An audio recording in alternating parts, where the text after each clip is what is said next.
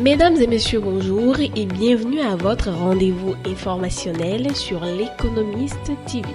Dans la sous-région, le régulateur nigérian des marchés financiers a annoncé le 16 janvier 2026 une hausse majeure des exigences de capital pour l'ensemble des acteurs du marché des valeurs mobilières. Coursiers, négociants, gestionnaires d'actifs, maisons d'émission, infrastructures de marché et acteurs des actifs numériques sont concernés avec des seuils parfois multipliés par 10. L'objectif est de renforcer la résilience du système, limiter les risques systémiques et mieux protéger les investisseurs dans la continuité de la récapitalisation bancaire de 2024. Cette réforme pourrait accélérer la consolidation du secteur dans un contexte de forte dynamique boursière avec une performance historique en 2025.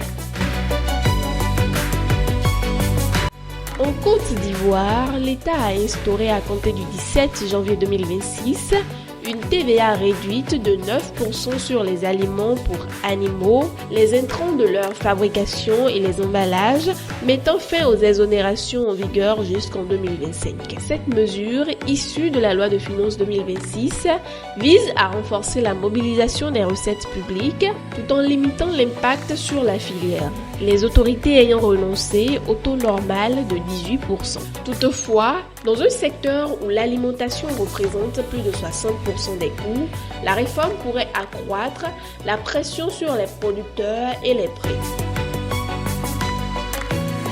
Le groupe Coris Bank a finalisé son entrée au Cap-Vert en rachetant 59,81% du capital de la Banco Comercial do Atlântico, la première banque du pays, une participation auparavant détenue par la banque publique portugaise Caixa Geral de Depósitos. L'opération, issue d'un processus engagé depuis 2023, a reçu l'aval des autorités portugaises et capverdiennes avec un closing intervenu le 15 janvier à Praia.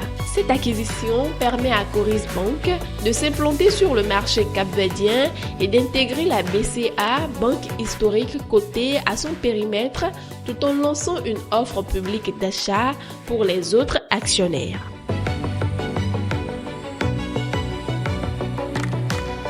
L'Union européenne a annoncé le retrait de 6 pays africains de sa liste des juridictions financières à haut risque en matière de blanchiment de capitaux et de financement du terrorisme. La décision, prise en décembre 2025 et effective à compter du 29 janvier 2026, s'appuie sur les évaluations du groupe d'action financière GAFI qui a reconnu des progrès significatifs dans les cadres juridiques, la supervision financière et la répression des flux illicites.